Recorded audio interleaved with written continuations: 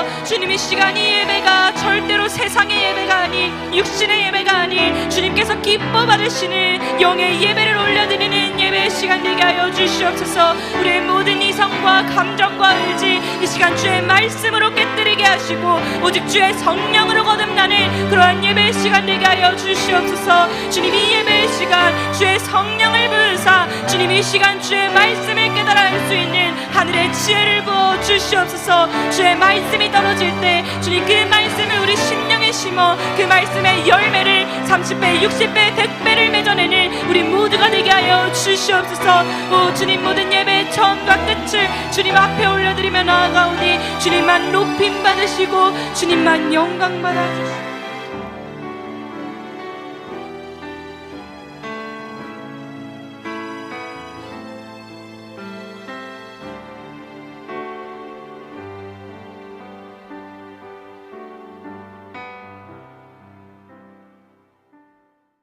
저희 사도신경 신앙고백 드리겠습니다. 전능하사 천지를 만드신 하나님 아버지를 내가 믿사오며 그 외아들 우리 주 예수 그리스도를 믿사오니 이는 성령으로 잉태하사 동정녀 마리아에게 나시고 본디오 빌라도에게 고난을 받으사 십자가에 못 박혀 죽으시고 장사한 지 사흘 만에 죽은 자 가운데서 다시 살아나시며 하늘에 오르사 전능하신 하나님 편에 앉아 계시다가 저희로서 산자와 죽은 자를 심판하러 오시리라. 성령을 믿사오며 거룩한 공예와 성도가 서로 교통하는 것과 죄를 사하여 주시는 것과 몸이 다시 사는 것과 영원히 사는 것을 믿사옵나이다. 아멘. 저희 본문 말씀 사도행전 27장 1절에서 11절 말씀 다 같이 합독하시겠습니다. 네, 찾으셨으면 다 같이 합독하시겠습니다. 우리가 배를 타고 이달리아에 가기로 작정되매 바울과 다른 죄수 몇 사람을 아구스도대의 백부장 율리오란 사람에게 맡기니 아시아 해변 각처로 가려 하는 아드라무떼노 배에 우리가 올라 항해할세. 마게도냐의 데살로니가 사람 아리스다고도 함께하니라. 이튿날 시돈에 되니 율리오가 바울을 친절히 대하여 친구들에게 가서 대접받기를 허락하더니 또 거기서 우리가 떠나가다가 맞바람을 피하여 구브로 해안을 의지하고 항해하여 길리기아와 밤빌리아 바다를 건너 루기아의 무라시에 이르러 거기서 백부장이 이달리아로 가려 하는 알렉산드리아 배를 만나 우리를 오르게 하려니 배가 더디가 여러 날 만에 간신히 니도 맞은편에 이르러 풍세가 더 허락하지 아니하므로 살몬의 앞을 지나 그레데 해안을 바람막이로 향하여 간신히 그 연안을 지나 미항이라는 곳에 이르니 라세아시에서 가깝더라. 여러 날이 걸려 금식하는 절기가 이미 지났으므로 항해하기가 위태한지라. 바울이 그들을 권하여 말하되 여러분이여 내가 보니 이번 항해가 화물과 배만 아니라 우리 생명에도 타협과 많은 손해를 끼치리라 하되 백부장이 선장과 선주의 말을 바울의 말보다 더 믿더라. 아멘. 저희 말씀 듣기 앞서서 찬양 한 곡 하고서 말씀 상고하겠습니다. 나 무엇과도 주님을 바꾸지 않으리.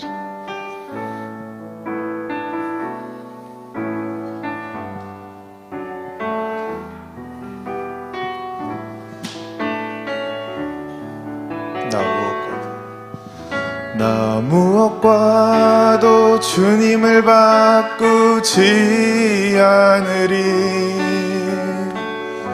다른 어떤 은혜 구하지 않으리. 오직 주님만이 내 삶의 도움이시니 주의 얼굴 보기 원합니다. 나 무엇과도 주님을 바꾸지 않으리.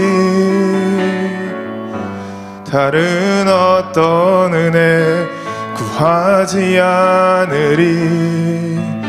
오직 주님만이 내 삶의 도움이시니 주의 얼굴 보기 원합니. 주님 사랑해요. 주님 사랑해요.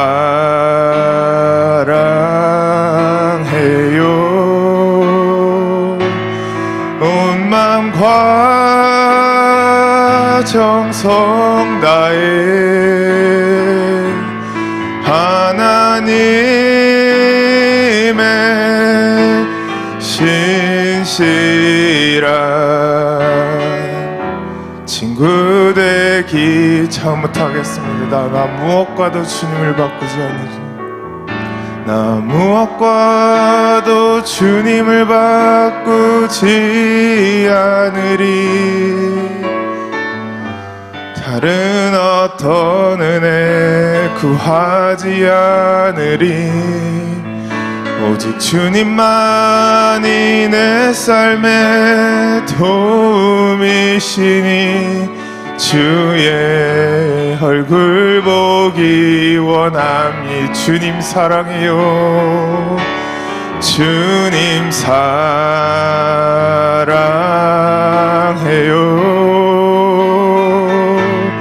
온 마음과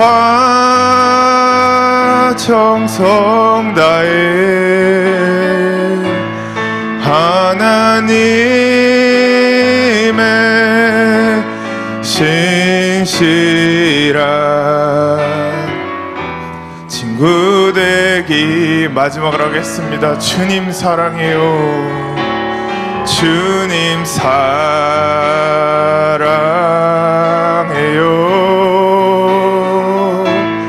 온 마음과 정성 다해 하나님의 신실한 친구 되기 원합니다. 아멘. 네, 오늘 본문 말씀의 제목은 세 가지의 인간입니다. 세 가지 인간. 몇 가지 인간이요? 세 가지. 세 가지의 인간이라는 말씀으로 여러분들과 함께 나누고자 합니다. 오늘 본문 말씀인 사도행전 27장 다 같이 읽으셨는데, 사도행전 27장을 보면 사도 바울이라는 여러분들이 잘 아시는 사도 바울이라는 사도가 나옵니다. 그래서 이 사도 바울은 알렉산드리아 라고 하는 배를 타는 장면이 나옵니다. 알렉산드리아라는 배. 그냥 한글이었으면 무슨 호, 뭐 누리호, 세월호 이랬을 텐데 알렉산드리아니까 되게 있어 보이지 않습니까? 알렉산드리아. 알렉산드리아라는 배를 타고 사도 바울이 어디로 가고 있냐? 사도 바울이 로마로 가고 있어요. 로마. 어디요? 로마로 알렉산드리아라는 배를 타고 사도 바울이 가고 있습니다. 사도 바울이 로마로 간 이유가 딱 정해져 있어요. 그냥 심심해서 간 게 아닙니다. 로마로 간 이유는 복음을 전하러. 무엇을? 복음을 전하러 로마로 가는 배에 올라탔다는 것입니다. 복음을 전하러 간 사도 바울, 이 복음이 그냥 복음이 아니고 사도행전 2장에서 떨어졌던 그 성령의 불, 오순절 마가의 다락방에 내렸던 그 성령의 불이 제가 새벽 말씀에도 상고했지만 옮겨다닌다고 2장에서 4장으로, 광장으로, 4장에서 8장으로, 사마리아로, 또 8장에서 10장 고넬료의 집으로. 고넬료는 무엇이었죠? 이방이었어요. 이방인, 이탈리아. 지금 오늘 본문 말씀도 이탈리아로 나오는데, 이탈리아의 출신 백부장인 고넬료의 집에, 이방인의 집에 처음으로 성령의 불이 떨어지게 된 것입니다. 그 무엇을 의미하느냐? 이때부터 하나님께서 저와 여러분인 이방인의 구원의 문을 열어주셨다는 것입니다. 얼마나 감사한 일입니까? 그죠? 그렇게 사도 바울이 로마로 갔는데, 이제 로마로 가는 배를 탔는데, 사도 바울은 단지 복음 하나만 딸랑 들고 간 것이 아닙니다. 복음 하나만 딸랑 들고 간 것이 아니고, 사도 바울은 복음 외에 성령 세례 또한 사도 바울은 같이 들고 배에 올라탔다는 것입니다. 저희 로마서 1장 11절 다 같이 한번 읽겠습니다. 1장 11절. 네, 찾으셨으면 다 같이 읽겠습니다. 내가 너희 보기를 간절히 원하는 것은 어떤 신령한 은사를 너희에게 나누어 주어 너희를 견고하게 하려 함이니. 아멘. 로마서 1장에서부터 네, 1장은 도입부죠. 시작하는 1장에서부터 사도 바울은 자신이 로마로 왜 가는지 이유를 박아놓고 있습니다. 11절에 뭐라고 나와 있습니까? 내가 너희 보기를 간절히 원하는 건 무엇 때문에? 어떤 신령한 은사 결국은 뭐예요? 성령 세례를 말하고 있다는 것입니다. 성령 세례. 솔직히 복음은 이론적으로도 혹은 그냥 책으로도 쉽게는 아니더라도 그냥 배우면 가르칠 수 있고, 그냥 말하면 그냥 말할 수 있고, 그게 복음입니다. 물론 복음 자체가 능력이 없다는 건 아니지만, 그것이 복음이지만 사도 바울은 이거 플러스 이거보다도 더 중요한 게 있다는 거예요. 성령 세례라는 것입니다. 성령 세례. 그렇기 때문에 11장에 보면 내가 너희 보기를 그냥 원하는 게 아니에요. 간절히 원한다. 간절히 원한다라 써 있습니다. 사도 바울이 왜 이렇게 간절히 원하느냐? 복음은 그냥 아무개나 들어도 돼요. 네, 그냥 목사님에게 들어도 그건 복음이고, 전사님에게 들어도 복음이에요. 하지만 성령 세례만큼은 현장에서 사도 바울 본인이 직접 집행을 해야겠다라는 그런 의지를, 또 그런 목적을 지금 로마서 1장 11절에서 저희에게 보여주고 있는 것입니다. 또 이 배경적으로 말씀드리자면은 고린도 교회, 여기 바울 서신에 많은 교회들이 나오지만 고린도, 빌립보, 에베소 많지만 로마에 생겨난 이 교회는 개척자가 없어요. 개척자가 없습니다. 배경사를 보면 로마에 생겨난 교회를 딱히 누가 시작했다, 누가 개척했다라는 말이 없어요. 배경을 뒤져봐도 없습니다. 그 이유는 로마에서 생겨난 교회는 자생적인 교회예요. 자생적인 교회. 요즘 말로 하면 가정교회입니다. 그래서 그 가정교회가 어떻게 시작됐냐? 사도행전 2장에 무엇이 임했죠? 오순절 성령 세례가 임했는데, 그때 예수님의 12 사도들만 받았을까요? 그게 아니라는 거예요. 그 주변에 몇백 명의 사람들이 같이 받았어요. 네, 다락방에 있는 사람들이 같이 받았습니다. 요셉이 뒤에 지금 성령을 받고 있는 것 같습니다. 네, 지금 부르짖고 있네요. 네, 좋습니다. 네, 부르짖고 있습니다. 네, 이와 같이 사도행전 2장에 단지 12사도만 받은 게 아니고 그 주변에 있던 수백 명의 사람들이, 수많은 유대인, 히브리인들이 그 다락방에 같이 있었던 사람들은 전부 다 성령의 불을 받았다는 거예요. 그렇지만 물론 사도들의 사역이 워낙 컸고 또 성경에는 사도들의 사역이 많이 쓰여 있지만, 그때 불을 받고 다시 자기 나라로 돌아간 디아스포라, 전 세계로 흩어진 유대인들 중에서는 그때 받은 불을 계속 유지하면서 또 예수님을 사모하면서 성령을 사모하며 자기 나라로 돌아가서 다 신앙생활을 열심히 했다는 것이에요. 그게 신앙생활 열심히 했지만 다른 지역은 몰라도 로마는 본인들끼리 그냥 뭉쳐서, 그냥 신앙생활하는 사람들이 뭉쳐서 그냥 가정교회를 만들어낸 그런 배경이라고 여러분들이 아시면 될 것 같습니다. 그래서 그런 배경에 있으니 사도 바울이 진짜 방문을 하고 싶은 거예요. 로마에. 개척자도 없고 그냥 성령 받은 사람이 모여있다 하니 사도 바울은 그곳에 너무 가고 싶은 겁니다. 이렇게 사도 바울이 로마로 알렉산드리아 배를 타고 갈 때 복음과 무엇? 성령, 세례를 이 두 가지를 같이 가지고 갔다는 것입니다. 복음은 결국은 바울서신이죠. 이때 복음은 딴 거 필요 없죠. 그죠? 바울서신. 바울서신 뭐예요? 로마서부터 히브리까지. 그죠? 로마서부터 히브리서까지. 뭐 히브리서 포함하면 14권이지만 보통은 13권이라고 말하는 이 바울서신. 바울서신을 누가 썼어요?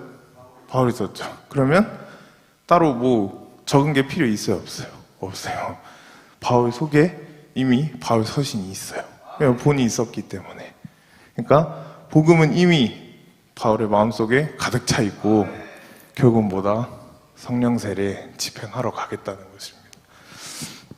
이때 당시에 이 로마라는 나라는 여러분들이 뭐 역사를 봐도 또 뭐 여러 다큐멘터리 뭐 유튜브나 이런 걸 찾아보아도 또 다니엘서에도 나오죠. 두 다리에 동로마 서로마가 나오는데 정말 이때 당시에 이 로마 제국이라는 것은 그 누구도 탐하거나 덤비거나 까불지도 못했던 나라입니다. 정말 최강의 나라. 오늘날 미국이 세계 최대 강국이라고 다들 말하고 인정하지만 이때 시대의 로마는 오늘날의 미국보다도 더더욱 강력했다는 것입니다.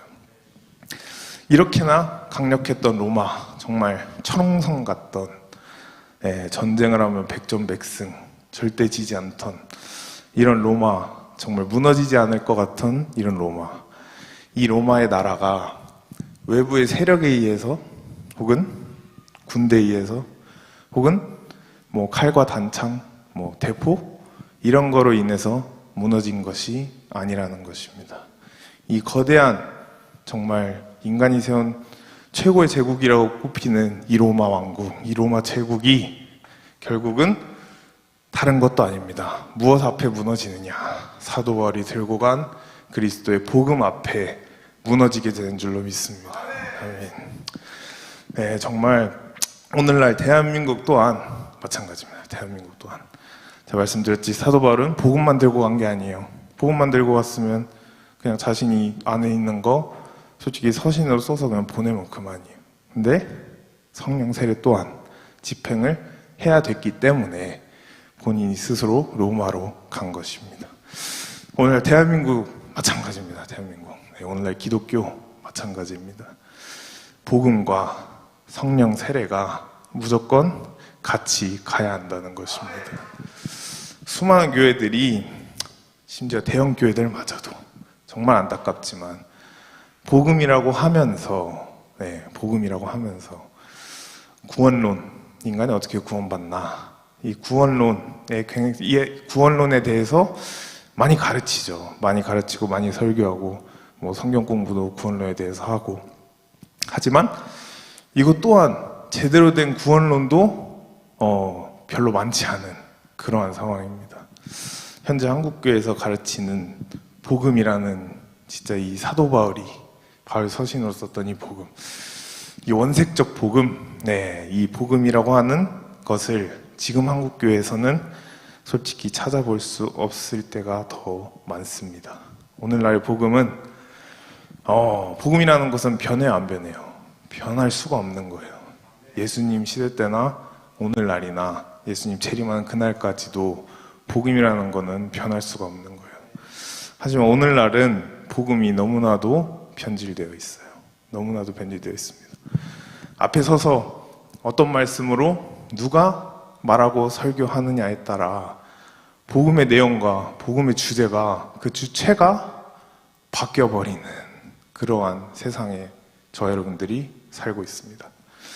그렇기 때문에 우리는 누구에게서 이 말씀과 복음을 듣느냐, 어느 교회에서 복음을 듣느냐, 신앙생활을 하느냐가 갈수록 또 앞으로 미래에선 더더욱 중요하다는 사실을 여러분들이 반드시 깨달으시길 바랍니다.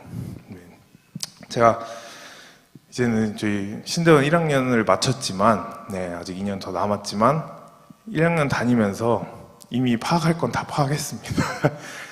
네, 파악할 건 다 파악했는데 물론 정말 제가 어디 다니는지는 많이 알고 계시겠지만 당연히 명성이 있고 전통이 있는 그런 신학교 신대원은 맞습니다. 맞지만 그 중에 여러 교수님들이 있지만 정말 제가 앞서 말씀드린 누가 복음을 전하고 누가 말씀을 전하느냐에 따라 같은 말씀 같은 복음인데도 전혀 다른 내용이 되어버리는 이러한 사실을 제가 직접 느끼고 체험했기 때문에 여러분들에게 이 사실을 알려드리는 것입니다.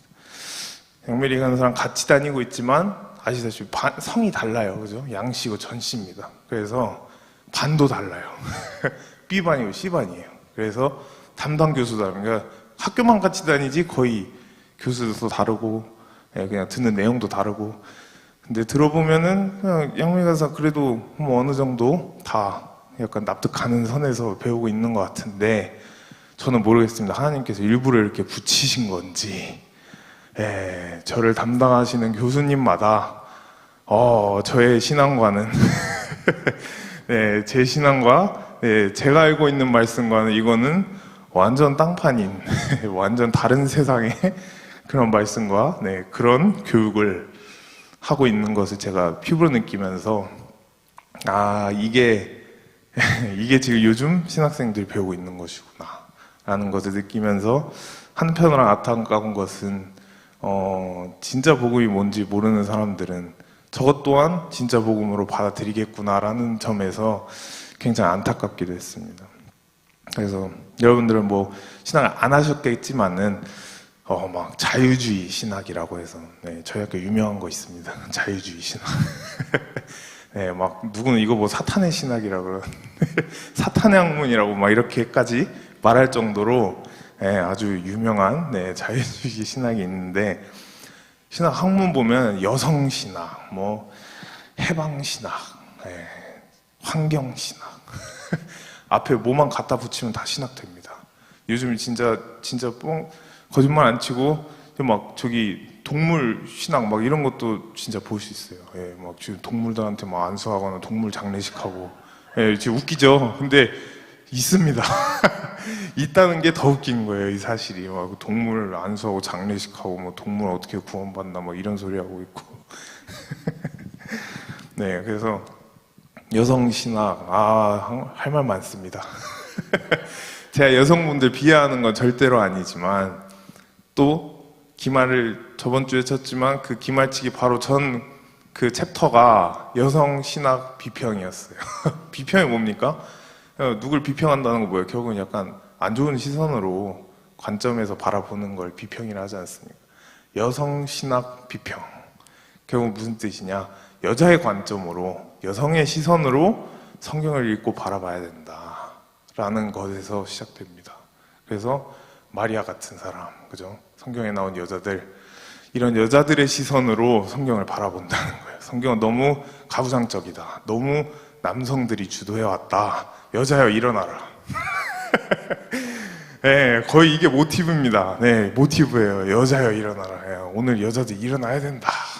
성경은 너무 가부장적이다. 남자들 시대는 갔다. 거의 선동 수준이죠. 제가 들었을 땐 그렇습니다.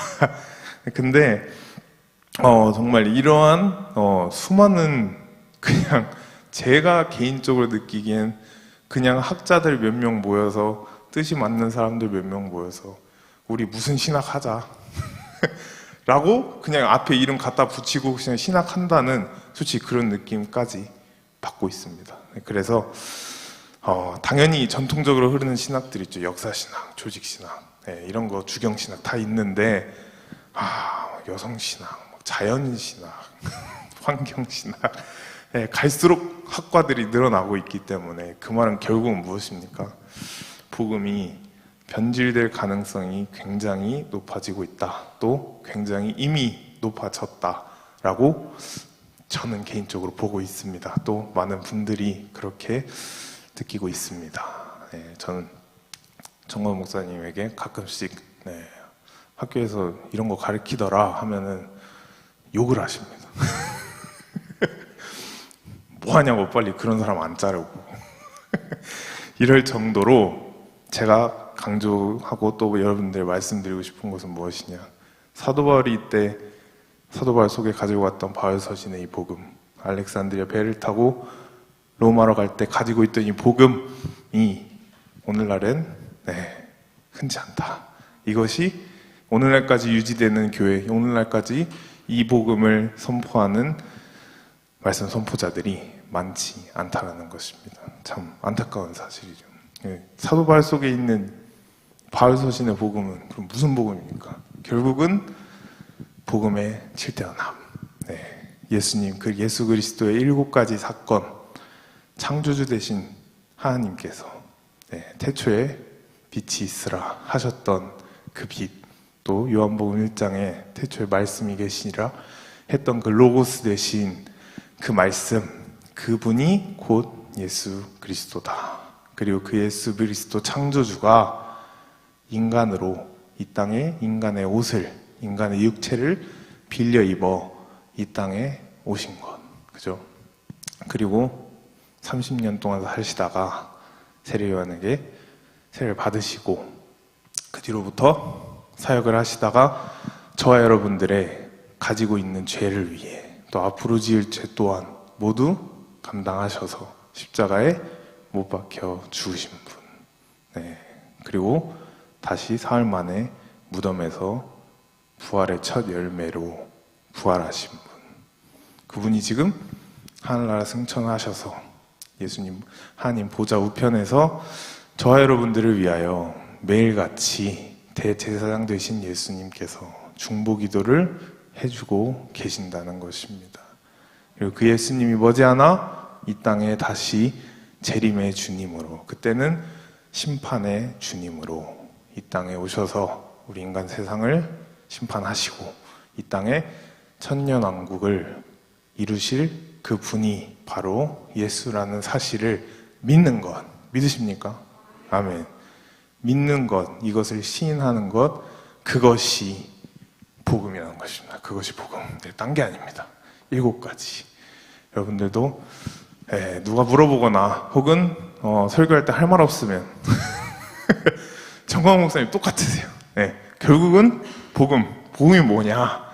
이 7가지, 제가 앞서 말씀드린 7가지를 그냥 되풀이 또 되풀이 하는 것이 결국은 복음이라는 것입니다. 어떤 사람은 왜 했던 말 또 하냐? 왜 저번 주에 한 말 또 하냐?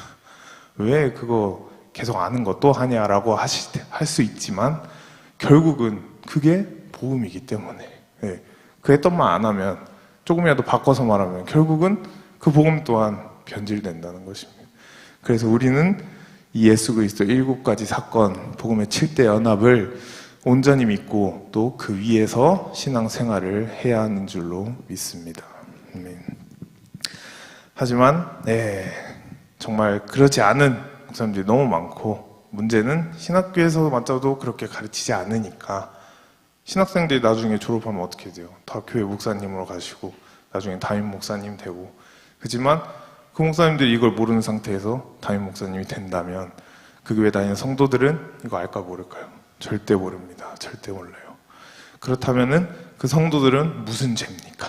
그죠? 목사님이 본인 자신이 모르는 건 그냥 자기가 모르는 거로 끝나겠지만 그 교회 다니는 성도들, 그분에게 맡겨진 영혼들은 누굴 탓해야 합니까? 그죠? 나중에 하나님 앞에 섰을 때 그 책임은 다 목자에게 있다는 것입니다. 정말 그렇기 때문에 사도 바울 또한 이 확실한 복음을 가지고 로마에 전파하기 위하여 알렉산드리아로, 이 알렉산드리아 배를 타고 가고 있는데 마귀 사탄이, 그죠? 마귀는 영입니다. 영. 마귀 사탄이 사도 바울이 왜 지금 이 배를 타고 여기 로마로 가는지 알았을까요? 몰랐을까요? 마귀 사탄은 예수님만큼이나 잘 압니다. 왜냐? 걔는 걔라고 해도 되죠. 마귀 사탄은 영이니까. 저 여러분들은 육신으로 생각을 하지만 영적인 존재들은 우리 육신의 생각과 시간과 개념을 초월하기 때문에 마귀 사탄 또한 사도 바울이 왜 로마로 가는지 다 알고 있었다는 것입니다. 왜냐? 사도 바울이 이 배를 타고 로마로 가면은 이 로마의 나라, 결국은 마귀의 나라, 마귀가 붙잡고 있던 마귀의 제국이 세계 최고의 나라였는데 이 제국이 무너지고 뭐로 인해? 복음으로 인해 무너지고 이 로마 위에 새로운 그리스도의 나라, 새로운 나라가 탄생할 것을 이미 알고 그게 눈에 보이기 때문에 마귀는 사도 바울이 로마로 가는 것이 좋아요, 싫어요? 죽일 듯이 싫은 겁니다. 자기 나라가 무너지니까. 그렇기 때문에 마귀는 사도 바울이 가는 이 길을 절대로 순탄하게 로마까지 가지 못하게 본인의 갖고 있는 온갖 힘을 다 동원하여서 강력한 방해를 하게 된다는 것입니다. 우리 또한 마찬가지입니다. 성령 세례, 그리고 우리에게 성령의 능력이 임하려고 한다면, 혹은 지금 임하고 있다면, 마귀 사탄은 우리가 성령 세례로 가는 이 길을 절대로 가만히 두고 보지 않는다는 것입니다. 사도 바울을 가로막은 것처럼 우리에게도 마귀 사탄이 수많은 자기가 가지고 있는 모든 것을 동원해서 우리의 환경부터 해서 우리의 친구, 가족 관계를 다 동원하여서 우리를 가로막는다는 것입니다. 그렇기 때문에 사탄은 바울이 로마로 절대로 가면 안 되기 때문에 이 배를, 알렉산드리아 이 배를 자연 환경을 통해서 이 배를 뒤집어 엎어버리려고 합니다. 예수님 또한 이 땅에 계실 때 말씀하셨죠. 자연 환경인데 바람이고 바다고 파도인데 예수님 뭐라 하십니까? 인격체로 부르십니다. 바람아 잠잠하라. 그죠? 파도야 잠잠하라. 그죠? 인격체로 부르십니다. 왜입니까? 이 자연 환경 뒤에는, 배경에는 마귀가 있기 때문입니다. 이러한 사탄의 공격에 결국은 바울이 타고 있던 이 배가 가다가 중간에 깨져버리게 됩니다. 깨져버려. 이와 같이 절대로 우리는, 물론 말씀은 우리가 듣고 하지만 절대로 마귀 사탄을 우리가 우습게 혹은 만만한 상대로 보아서는 안 된다는 것입니다. 왜냐하면 저와 여러분이 아는, 내가 아는 나보다도 마귀 사탄은 영이기 때문에 나의 약점, 내가 어디가 약한지, 어디가 부족한지, 어디를 건드리면 내가 타고 있는 이 배가 산산조각이 나는지를 우리보다도 더 잘 알고 있는 것이 마귀 사탄이라는 것입니다. 하지만 배가 중간에 가다가 깨져서 무너질지라도 우리는 주님을, 우리가 믿고 있는 예수 그리스도를 절대로 놓치면 안 된다는 것입니다. 주님을 끝까지 붙잡고 승리하는 여러분들 되시기를 축복합니다. 왜냐? 우리는 배가 깨져서 산산조각이 날지라도 흔들리지 않고 안심하고 주님을 붙잡을 수 있다는 것입니다. 왜 그러냐? 하나님께서 오늘 본문 말씀에도 보면 바울이 탄 배가 사탄의 장난으로, 사탄의 강력한 저항으로 깨지게 될 줄 이미 아셨습니다. 하나님 또한 이미 아시고 바울에게 배를 타기 전부터 천사를 보내어서 말씀을 하십니다. 너가 타고 가는 배가 가다가 힘든 시간을 겪을 수도 있다. 가다가 깨질 수도 있다. 하지만 가다가 깨질 수는 있어도 이 알렉산드리아 배에 타고 있던 선원이 총 276명입니다. 276명. 되게 많이 타고 있는 거죠, 그죠? 276명의 이 생명들을, 이 사람의 생명들을 그 천사가 하나님의 말씀을 태어나여 바울에게 이르기를, 가다가 배가 깨지거나 힘든 상황이 생겨도, 거의 반확정 지은 거예요. 생겨도 276명의 생명을 바울 너의 손에 붙였느니라 라는 말씀을 주시게 됩니다. 사도 바울은 이 말을 천사에게서 본인이 직접 듣고 그러고 나서 이 배를 탔으니 배가 가다가 진짜 막 깨지고 물이 들어오기 시작해도 바울은 굳건하게 자신의 신앙을 지킬 수가 있었던 것입니다.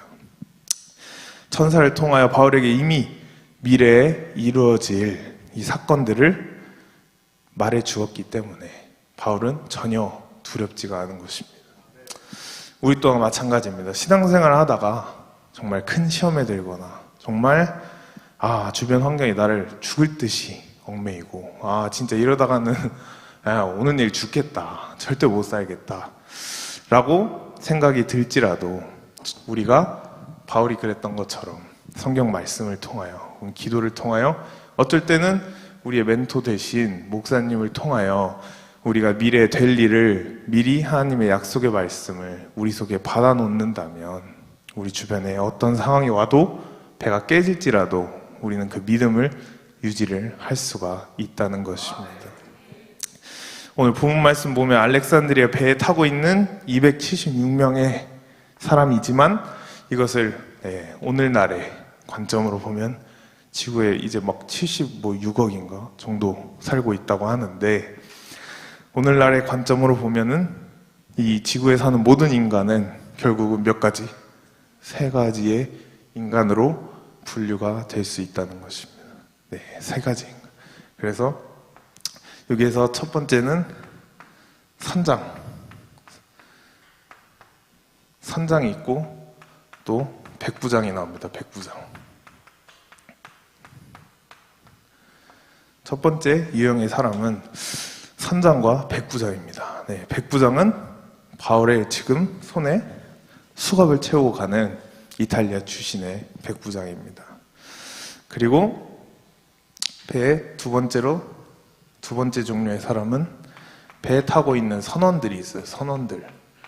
이게 직원이 될 수도 있지만 지금 바울과 같이 로마로 가고 있는 죄수들도 이 선원에 포함이 되어 있습니다. 마지막 3번째는 오늘 말씀의 핵심인 바울이 있습니다. 바울. 이렇게 한 배에 3가지 종류의 사람. 첫 번째 사람 뭐죠? 선장이랑 백부장. 선장은 뭐예요? 배의 주인이죠. 배의 주인. 백부장. 지금 사도 바울을 수갑 채워서 가는 이탈리아 백부장. 그리고 선원. 두 번째는 선원. 그 중에 죄수들도 포함. 죄 지은 죄수들. 3번째가 바울이라는 것입니다. 바울. 이렇게 3가지 분류의 사람들이 이 276명이 이 3개의 분류로 나뉘어서 배를 타고 가고 있는데, 오늘날의 시대를 사도행전 27장의 관점으로 본다면 오늘날 76억의 인구 전부 또한 이 3가지 분류의 사람에 속해서 살고 있다는 것입니다. 여러분들은 이 중에 그냥 정답부터 말하면 누구한테 속해야 돼요? 1, 2, 3번 중에 바울에게 속해야 됩니다. 바울에게. 선장과 백부장, 선장과 백부장 1번 종류죠. 선장과 백부장은 현재의 사람이라고 그럽니다. 현재의 사람. 이들은 현재의 사람입니다. 현 시점에 지금 당장 내 손에 있는 내 권력, 내 손에 있는 내 명예, 내 부, 내 돈과 자산, 이것을 쥐고 있는 사람들을 가리켜 선장과 백부장이라고 합니다. 선장은 이때 당시 이 큰 배잖아요. 사람만 싣고 가는 게 아니고 무역도 하고 상인처럼 짐을 실어다가 돈도 받고 하는, 돈을 한번 실어다 말하면 돈을 많이 버는 그런 선장이었습니다. 그러니까 부가 많았겠죠. 그때 당시에. 배도 자기 거고. 백부장 뭡니까? 사도 바울 지금 수갑 채워서 가는 이탈리아 백부장. 권력이죠. 권력. 경찰청장 같은.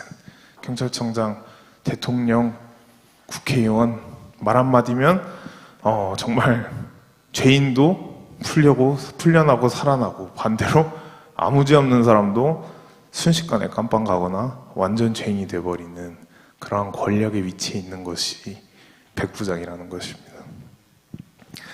정말 이 시대 또한 마찬가지입니다. 그죠? 대통령, 나라의 1인자죠. 국회의원들 막 법 자기 마음대로 다 정하고, 그죠? 개헌하고, 총장들, 교수들 할 거 없이, 대기업 회장들, 그죠? 경찰청장, 지금 백부장처럼 경찰청장, 혹은 연예인, 아이돌 할 것 없습니다. 그들은 전부 현재의 사람이라는 것입니다. 현재의 사람들의 제일 큰 특징 하나가 있습니다. 제일 큰 특징. 그들은 전부 자기가 가지고 있는 지금 이 부와 자기가 가지고 있는 이 명예가 영원할 것이라는 착각 속에 살고 있습니다. 네, 여러분들이 이거는 뭐 쉽게 그냥 여러분들이 찾아볼 수 있죠. 사회의 예를 들어도 쉽게 찾아볼 수 있습니다. 정말 저는 개인적으로 남자가 군대 갔다 오면 말씀 들을 때도 신앙생활 할 때도 되게 큰 도움이 된다 생각합니다. 왜냐하면 따로 예를 들 게 없어요. 그냥 군대라는 단어 하나로 다 설명이 됩니다. 군대 갔다 오면 군대 있을 때 병장 시절 이제 딱 전역 얼마 안 남기고 이제 밖으로 전역하는 날 얼마 안 남겼을 그 시절에는 물론 이제 솔직히 실세는 상병이지만 그래도 이제 병장이란 그 위치가 있으니까 말 한마디면 그죠? 그냥 주말에 배고프다.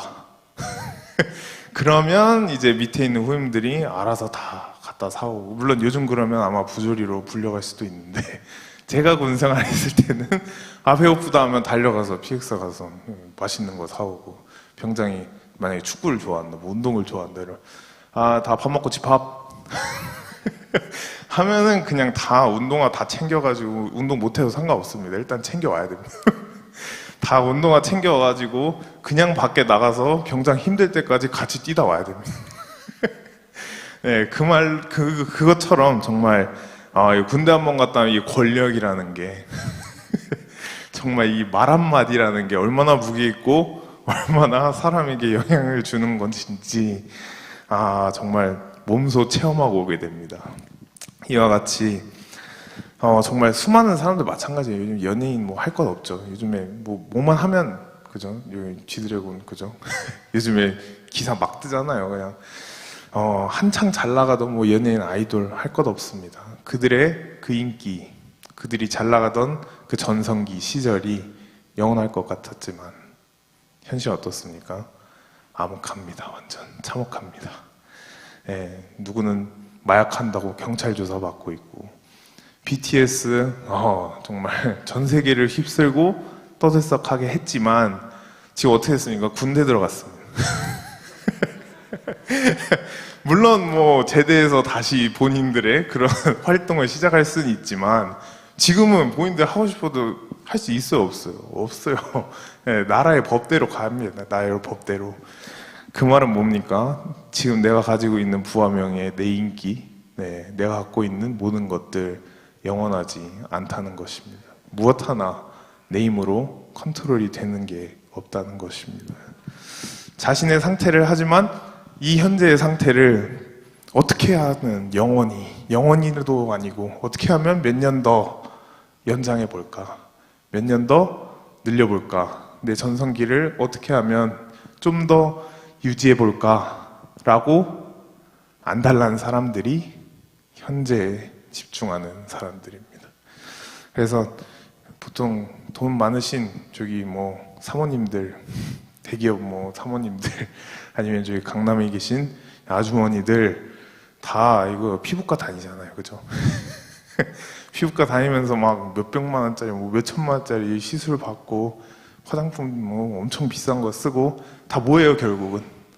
현재의 상태, 지금 내 리즈 시절 지금 내가 생각했을 때 내 미모가 물이 올랐어. 근데 이 미모를 어떻게든 1년이라도 더 유지를 해봐야 돼. 그래야 뭔가 남들에게 더 비춰졌을 때 이쁘거나 더 뭔가 선망의 대상이 될 수 있으니. 그러니까 다 현재의 목숨을 걸고 사는 인간들이 선장과 백부장이라는 것입니다. 그렇기 때문에 저희 여러분들은 절대로 이 현재에 목숨 거는 사람 한 명도 없으시길 축복합니다. 아멘. 네, 그 다음에 선원들 중에 죄수들도 있다 그랬죠. 죄수들.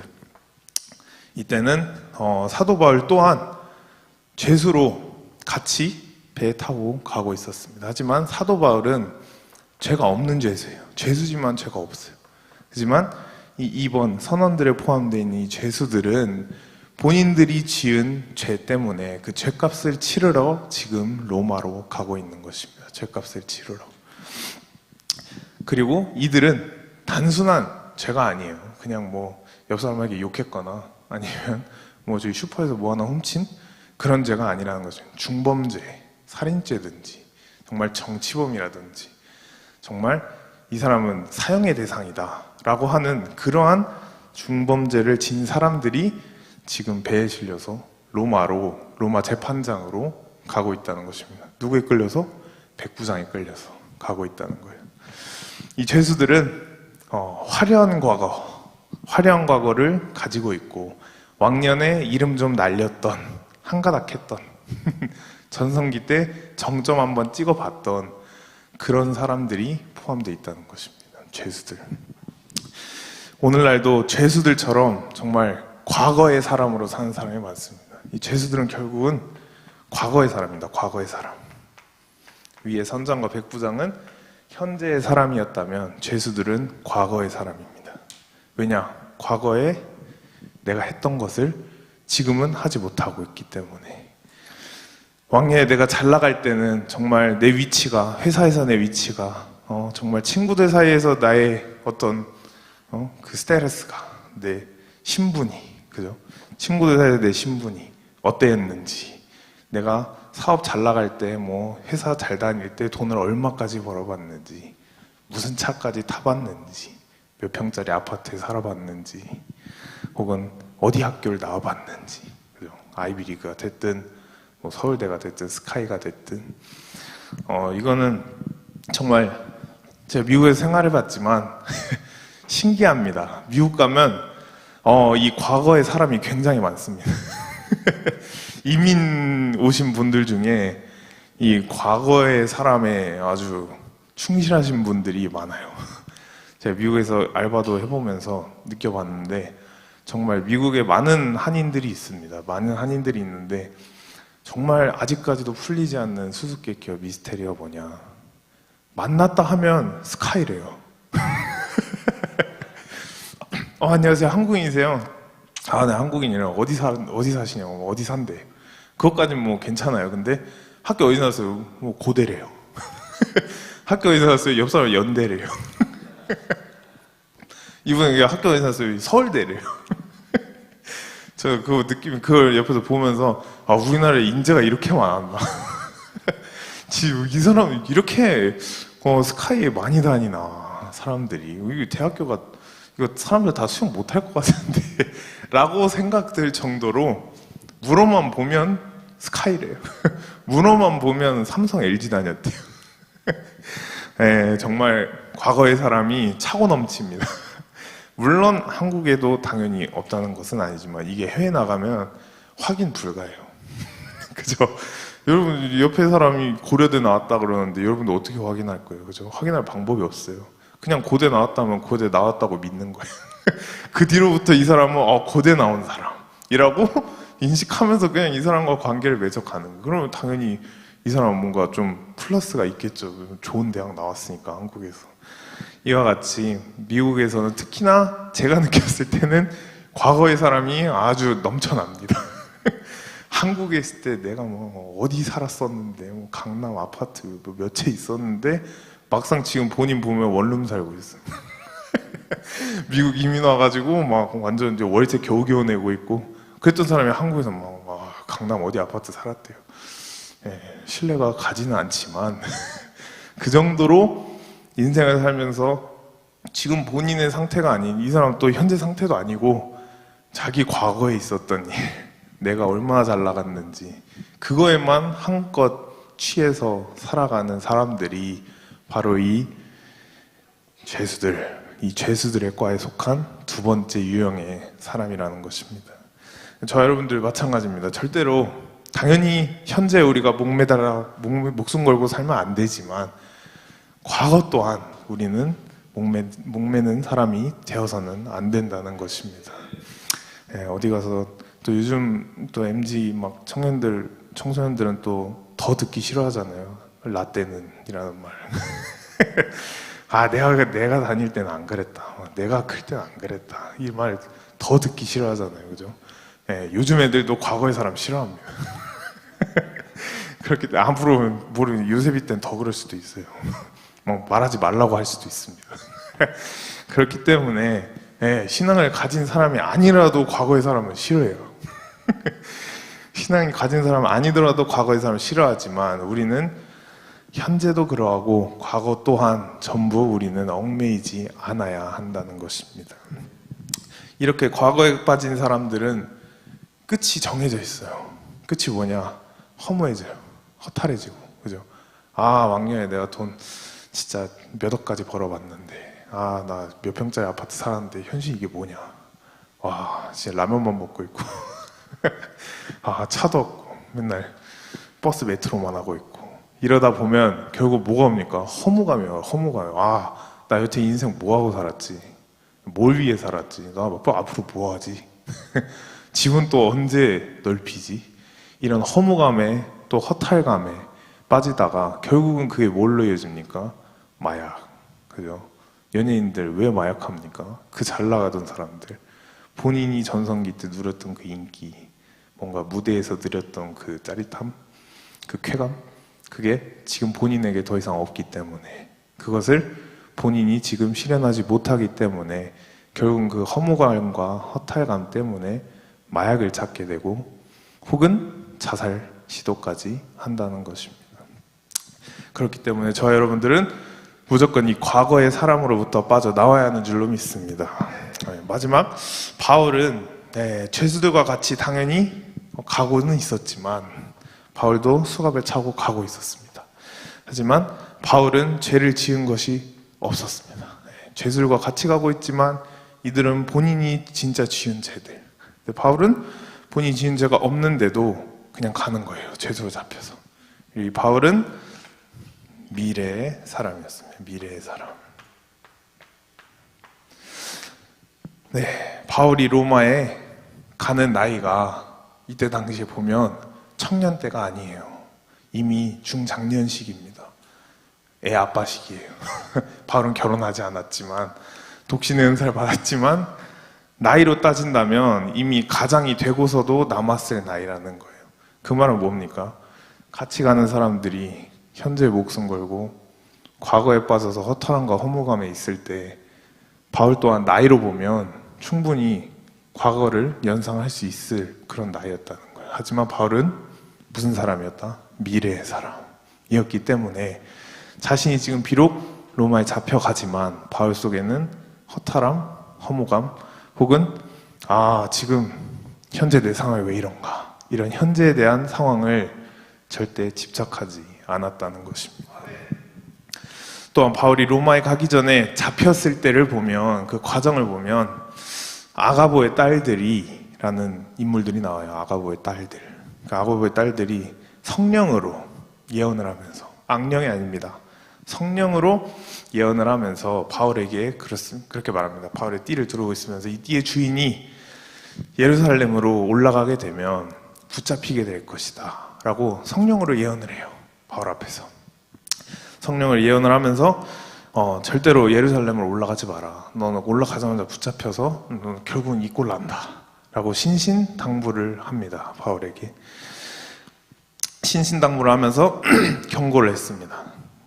그냥 생각으로 한 것이 아니고 성령에 의하여서 경고를 했습니다. 하지만 바울은 그 딸들이 성령으로 말했음에도 불구하고 너희들이 왜 나한테 지금 이런 쓸데없는 예언을 늘어놓아서 내 마음을 괴롭게 하느냐라는 말을 그 딸들에게 합니다. 그 딸들의 입장은 어떻겠어요? 난 지금 너를 위해서 성령으로 예언을 해주는데 바울의 반응은 어때요? 왜 그런 예언을 내 앞에서 해서 내 마음을 괴롭게 하느냐? 나의 갈 길은 어디다? 로마라는 거예요. 로마라는 거.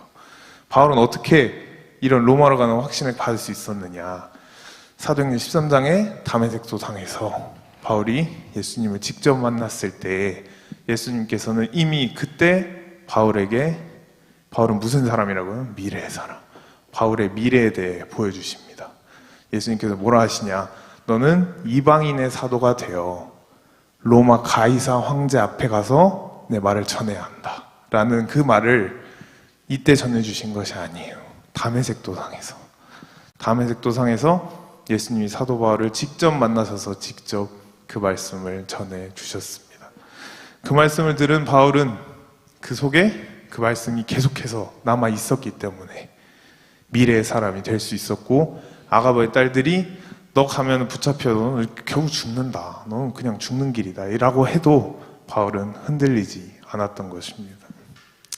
그렇게 진짜 선포하고 나서 실제로 바울은 자기 말대로 예루살렘 올라가게 되고 실제로 그 아가보의 딸들이 예언했던 것처럼 올라가자마자 붙잡혀버리게 됩니다. 그럼 그 딸들이 뭐라 합니까? 거 봐라 내가 뭐라 했냐. 아 진짜 말이 더럽게 안 듣네. 내가 친히 성령으로 예언을 했는데 왜 내 예언을 거부했냐. 거 봐라 네 꼴 좋다. 왜 그러냐.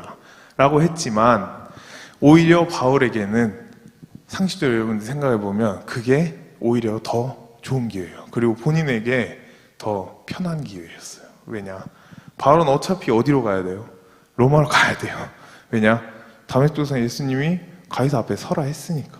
바울의 목적지는 어차피 여기예요. 그러면 어찌됐든 일로 가야 되는 게 바울의 목적지인데 붙잡혀 가든 본인이 뭐 알아서 배를 구해 가든 어찌됐든 가야 된다는 거예요. 로마로.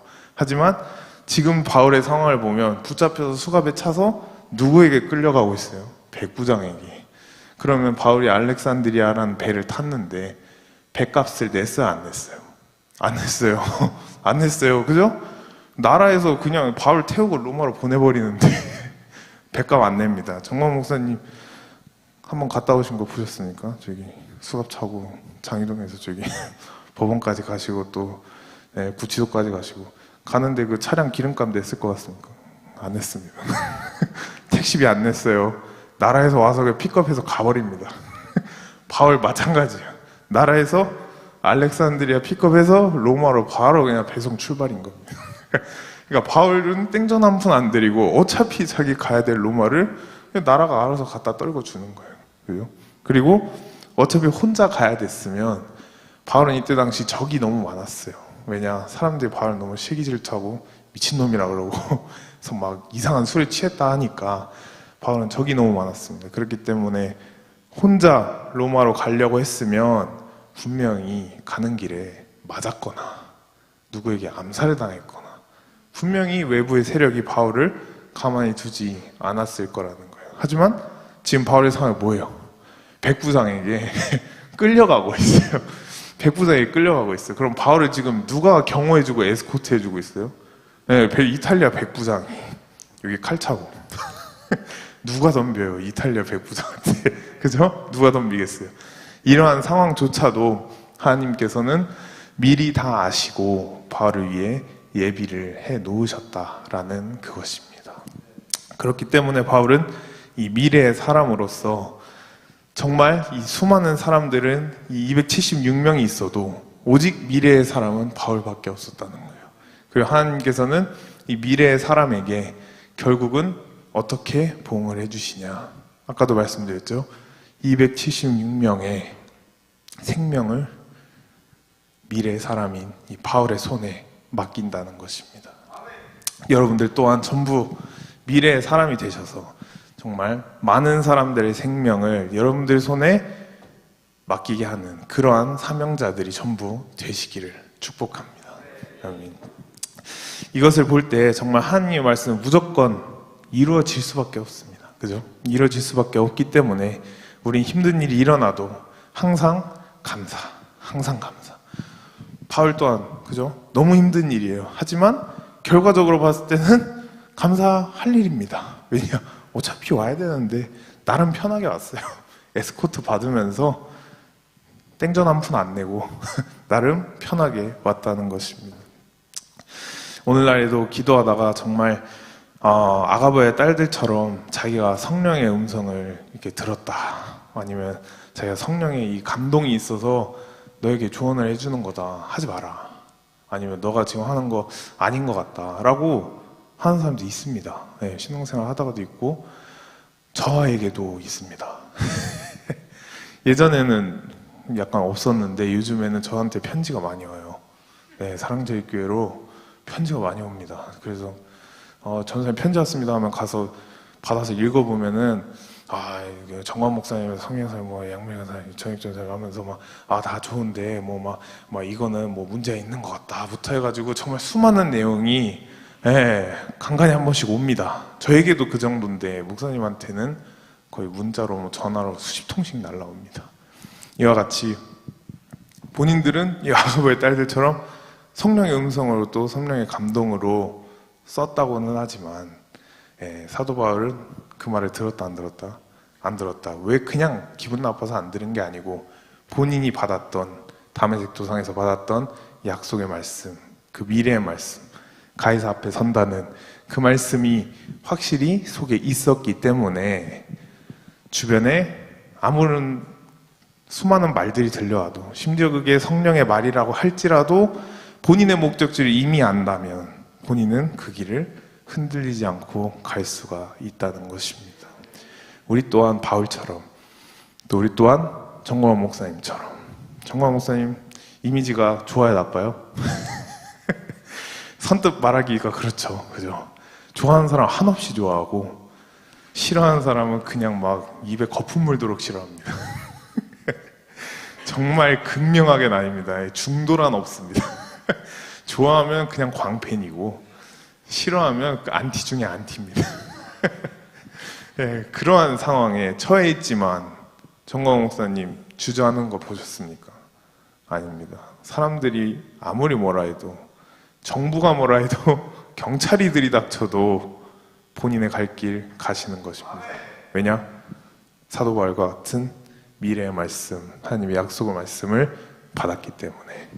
그렇기 때문에 저와 여러분들 또한 사도 바울과 같이 정광훈 목사님과 같이 우리는 이 미래에 이루어질 이 약속의 말씀을 우리 속에 확실하게 받아만 놓는다면 우리 주변에 무슨 일이 일어나고 어떠한 환경이 들이닥칠지라도 사도 바울과 같이 배가 산산이 깨질지라도 우리는 우리의 믿음, 우리의 미래를 굳건히 지켜 나갈 수 있게 된다는 것입니다.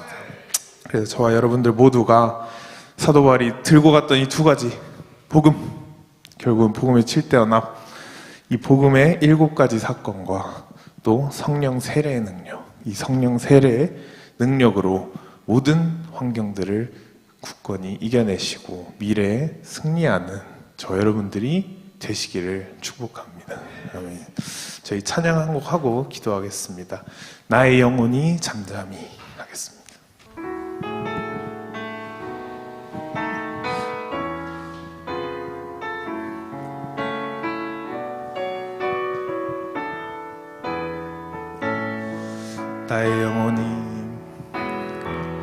나의 영혼이 잠잠히 하나님만 바라며 나의 구원이 그에게서 나는 도다. 나의 영혼아 잠잠히 하나님만 바라라. 나의 소망이 저에게서 나는 도다. 오직 주만이 나의 반석, 나의 구원이시니. 오직 주만이 나의 산성, 내가 요동치 아니하. 오직 주만이 나의 반석, 오직 주만이 나의 반석, 나의 구원이시니. 오직 주만이 나의 산성, 내가 요동치 아니. 마지막으로 가겠습니다. 오직 주만이 나의 반석, 오직 주만이 나의 반석, 나의 구원이시니 오직 주만이 나의 산성, 내가 요동치 아니하리, 내가 요동치 아니하리, 내가 요동치 아니하, 내가 요동치 아니하리, 내가 요동치 아니하리. 아멘. 이 시간 우리 다 같이 말씀으로 기도하실 때 정말 사도행전 27장에 나온 세 가지 사람 중에 현재의 목숨 거는 사람이 아니고 과거에 빠져 사는 허망함과 허탈함에 빠져 사는 사람이 아니고 사도 바울과 같이 정말 목사님과 같이 주변 환경에 연연하지 않고 미래만 바라보며 달려갈 수 있는 성령의 사람이 되게 해달라고 이 시간 나같이 주여 삼창하시면서 기도하시겠습니다. 주여! 주여!